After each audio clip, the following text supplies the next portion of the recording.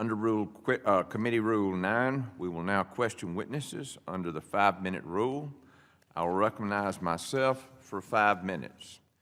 Mrs. Wynn, you said in your written testimony that as former co-chair of Division I Student Athletic Advisory Committee, you had the opportunity to speak with hundreds of student athletes who expressed fears about what employment status could mean for them and the future of college sports.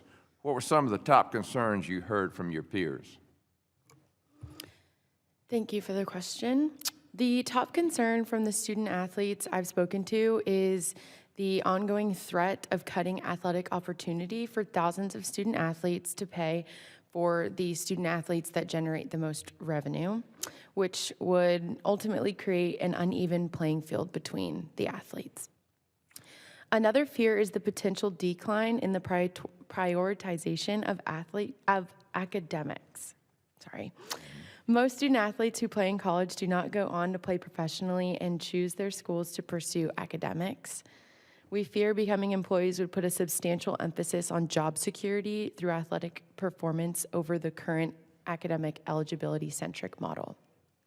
Thank you. Mr. Nash, like other college students, student athletes must satisfy certain academic standards to gain admission to their universities and to participate in extracurricular activities, including their sport. If student athletes are deemed to be employees under the National Labor Relations Act, could grade point averages or course credit requirements become subjects of collective bargaining? Thank you, Chairman Allen. We don't know the answer to that, and nor do the advocates of converting student athletes to employees and attempting to have collective bargaining. It is certainly conceivable that the academic rules that apply to student athletes and how they're enforced, and other rules related to their education and the academic environment would be subjects of bargaining. Those are things that are just simply not present in the professional sports leagues. Okay. Could this unionization undermine academic standards? In other words, the young people would prioritize their work responsibilities over actually getting an education when less than 2% of these young people go on to play in professional sports?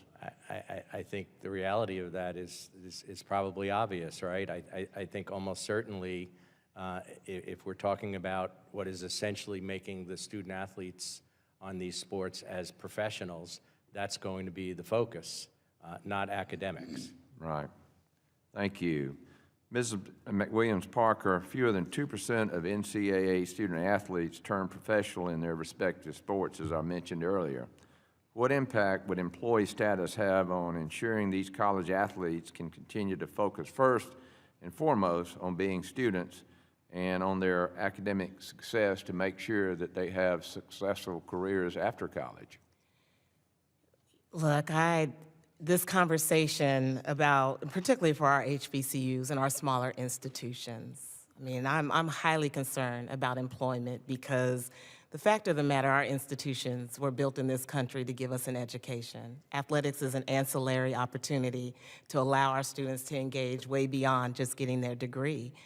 Making them employees or changing that status, it really changes the opportunities that we get to create at our institutions and our smaller schools, being able to give them the resources that they need for academic support, for travel, for uniforms, all those things that are important and necessary, especially for students that are first-generational students. So I hope we never lose the focus of why education was established in this country in the first place.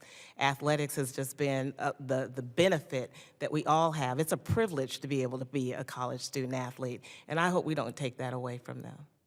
Yes, so many young people have been able to get their education and also participate in their sport of choice on the field, and then go on to very successful careers. And whatever we do as members of Congress, we want to keep that as the first priority. And I think that's it behind the scenes here. We're putting other things first, like collective bargaining, unionization, and employee status, and all these other things. And I think we got to work to make sure that academics is priority one.